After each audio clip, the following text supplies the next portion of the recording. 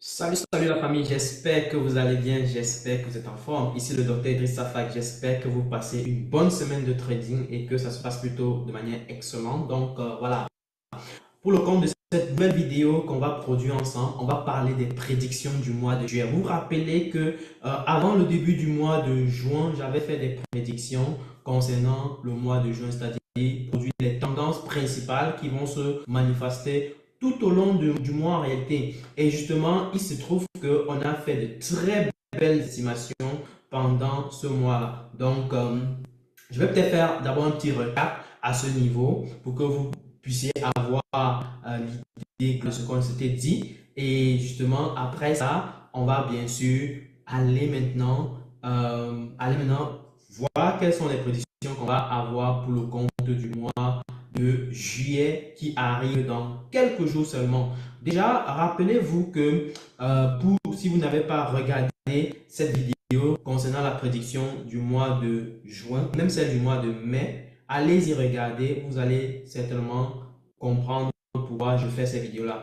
Et je vais vous donner une idée intéressante que vous pouvez peut-être mettre en place ici pour ces personnes-là qui sont dans cette démarche de vouloir réellement valider des challenges avec les propres films. Ça peut être une idée super intéressante. Et même, ce que je partage ici peut être réellement utilisé dans le cadre d'un investissement long terme tranquille. Donc voilà, c'est vraiment, si quelqu'un est dans une démarche, on va dire, d'investissement actif, une approche active, oui, ça peut être super intéressant. Donc, la famille, je vous recommande de partager massivement la vidéo, de liker bien sûr, et de nous dire en commentaire si vous avez des questions, et surtout, partagez ça avec des proches, partagez ça avec des amis, des frères, des soeurs, des cousins, des cousines, parce que l'information qu'on vous donne ici, elle est puissante, elle est clairement puissante, elle est utilisable là sur le coup, direct. D'accord, donc du coup, je vais donc partager mon écran pour qu'on attaque le sujet. Donc voilà. Du coup, là, on est sur notre plateforme TradingView, donc où on a bien sûr nos actifs de manière globale. Et là, nous sommes en unité de temps daily pour précision.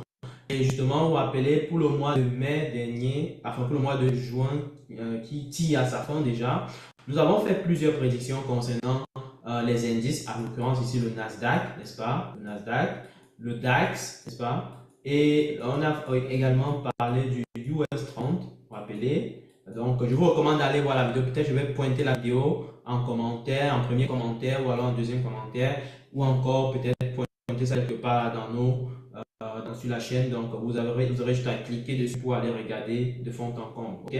On avait également fait des prédictions sur le Bitcoin. Ok? BTC et sur Ethereum, ETH. Donc, voilà les actifs sur lesquels je me suis focus pour faire des prédictions mensuelles de chaque mois. Et ça, clairement, quand vous faites ce genre d'exercice-là, vous allez vous rendre compte que vous avez une meilleure perception du marché, vous avez une meilleure perception de la pression du marché. Et ça va vous aider rapidement à vous abstenir à faire certaines choses. Donc, on va essayer de regarder ça ensemble et on va essayer de comprendre. Donc, commençons par le Nasdaq. Déjà, d'entrée de jeu, j'avais prédit que, d'après mes estimations, on devrait être baissier sur quasiment tous les actifs dont je l'ai cité, à l'occurrence Nasdaq, DAX, US 30, BTC, Ethereum. Et visiblement, quand on regarde les actifs, on est réellement resté à la baisse pendant le mois de juin, excepté sur le Nasdaq. Donc, si on regarde par exemple le Nasdaq, on regarde la performance que le Nasdaq a fait pour le mois de juin. On avait commencé le mois de juin quelque part ici en bas. Donc, vous voyez que sur le coup, on est parti d'ici en bas, on est allé chercher, là actuellement on est quasiment là, donc on a fait quasiment 6,7% en termes de performance. Donc on a été un peu contraire à ce que c'était l'inverse de ce qui s'est produit en réalité par rapport à nos prédictions. Parce qu'on avait prédit qu'on devait aller à la hausse, on devait manifester beaucoup plus une tendance haussière pour tout le mois. Et finalement, c'est une tendance baissière pardon, pour tout le mois et finalement c'est une tendance haussière qui s'est produite.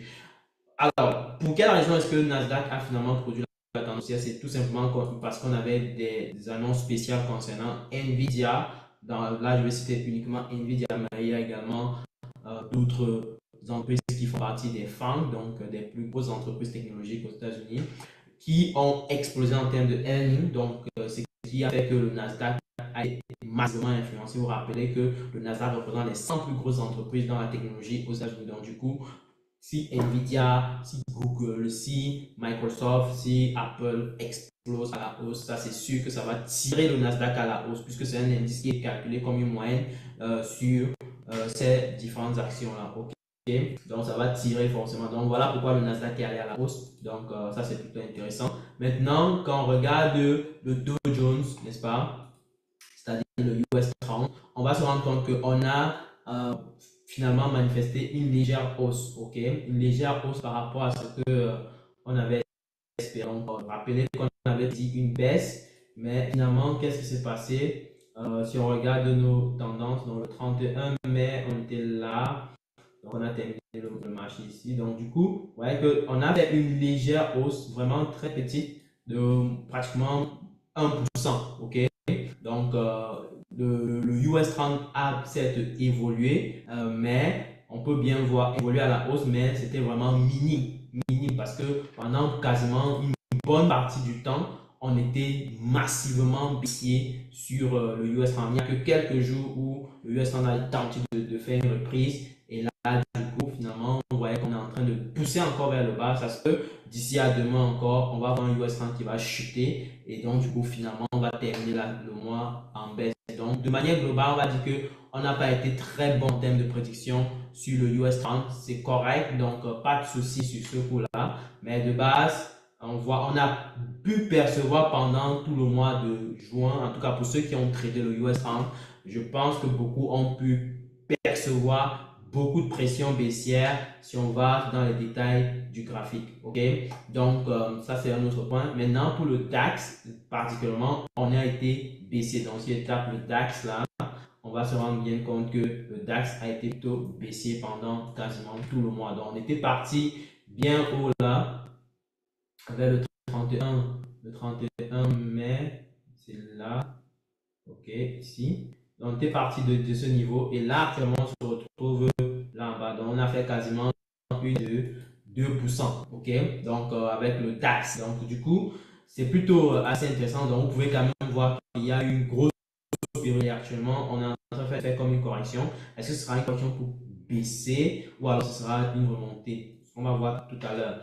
Pour le Bitcoin, et particulièrement expérimenter des baisses. Donc ça c'est indiscutable. On a bien vu le Bitcoin chuter après avoir tenté d'aller chercher les 72 000 en début de mois. On a pu expérimenter plutôt une chute massive. Donc, on était parti de quelque part là, n'est-ce pas, 31 mai.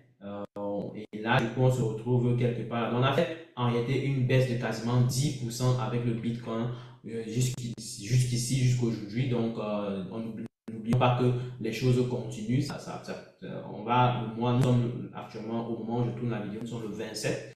Et donc, du coup, on peut jusqu'au 31 faire des changements assez intéressants sur le Bitcoin. Mais ça, c'est ce qu'on va voir en tout cas. Donc, mais de base, on est déjà quasiment à la fin du mois. On a déjà fait quasiment le maximum des performances. Donc, du coup, on peut dire que globalement parlant, on est baissier pour quasiment tout le mois de mai, pardon, le mois de juin sur le Bitcoin. Et ça a été quasiment pareil pour Ethereum. Donc, on avait commencé le mois tout en haut là, n'est-ce pas, tout au sommet.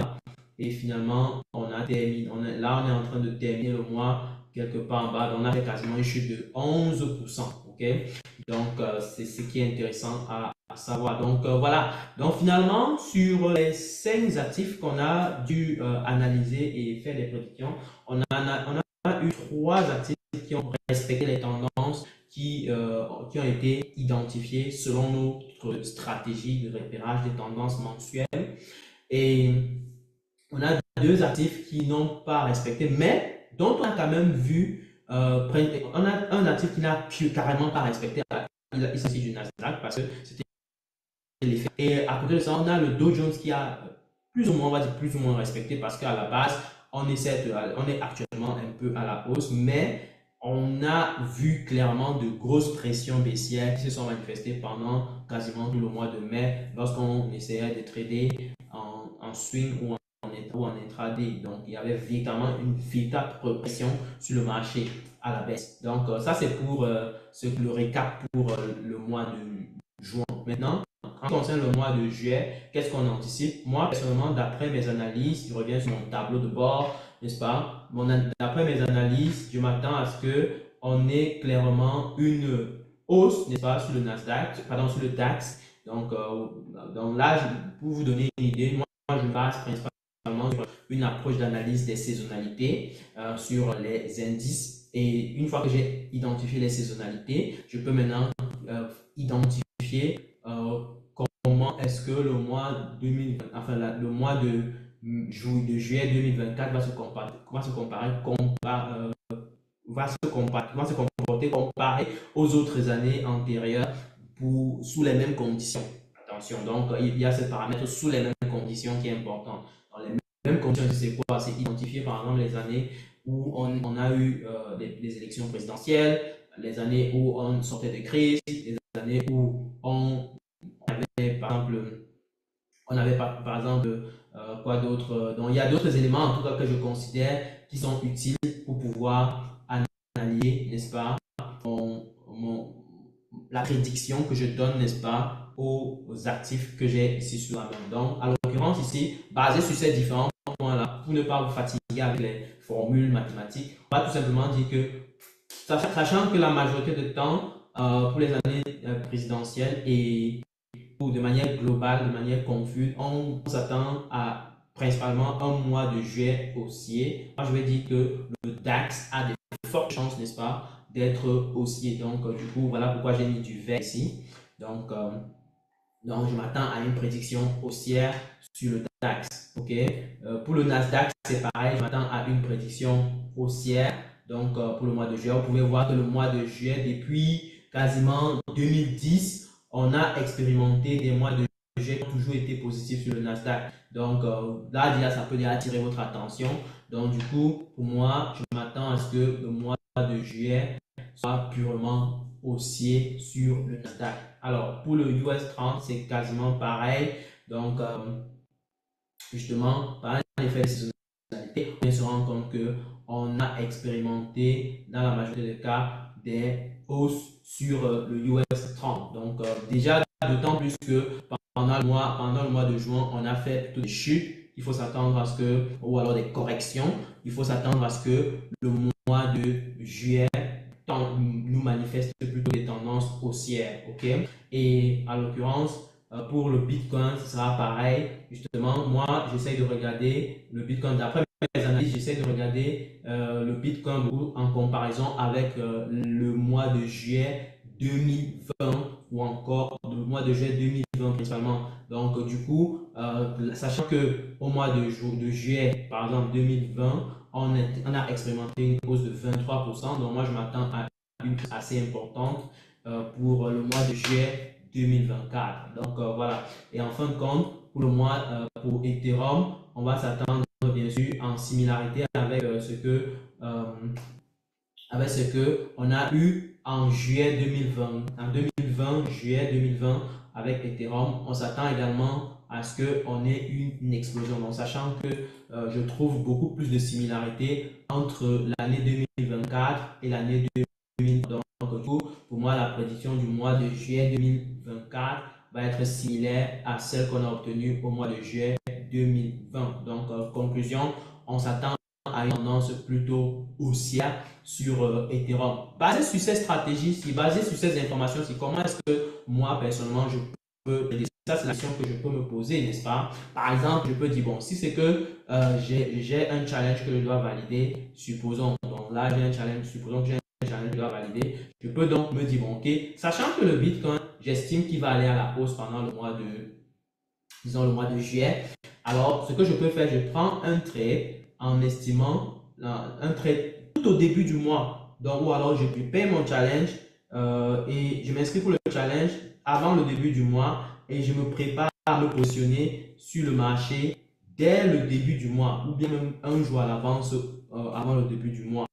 Donc, du coup, ce qui se passe, c'est que nous sommes le 27, demain c'est vendredi le 28 et le premier ce sera lundi. Donc, pour moi, stratégiquement parlant, trop tard vendredi, tu peux entrer sur le marché à l'achat et tu anticipes la remontée, n'est-ce pas, du Bitcoin jusqu'à, parce qu'on anticipe un 23%. Donc, si j'anticipe un 23% de gain, voilà ce que ça peut donner. Donc, 23% de gain, on peut facilement aller chercher, n'est-ce pas, on peut facilement aller chercher les 76 000. Donc, 75 000, 76 000. Mais je peux me dire que, bon, ok, c'est un peu trop sous-estimé, c'est un peu trop surestimé. Je vais donc voir que, bon, ici, on a eu à frapper à chaque fois sur le Bitcoin. Donc, je peux estimer un 17%, donc, au trop un 72% avec le Bitcoin. Donc là, je peux par exemple entrer sur le trade ici. Je peux me estimer, calculer, faire mes calculs totalement juste sur cette opportunité-ci que je vais garder pour tout le mois. Donc, je prends mon trade ici. Je peux même prendre, supposons, 2% de mon capital. Donc, je peux faire une exposition de 2% de mon capital. Et je sais que, bon, 2%, dépendamment de mon stop loss, je peux faire du x4, n'est-ce pas, pour tout le mois, afin d'atteindre le niveau ci. Sinon, je peux cibler quasiment quelque part ici. Donc, quelque part ici, donc ça fait quasiment combien de points? Ça fait 8000 points. Donc, si c'est que je dis que, bon, ok, je veux, par exemple, faire du x4, n'est-ce pas, avec ces 8000 points, donc il me faut exposer maximum. Il me faut stop loss exposé un 2000 points de risque, n'est-ce pas? Et là, je mets 2% sur ce capital en me protégeant de 2000 points, n'est-ce pas?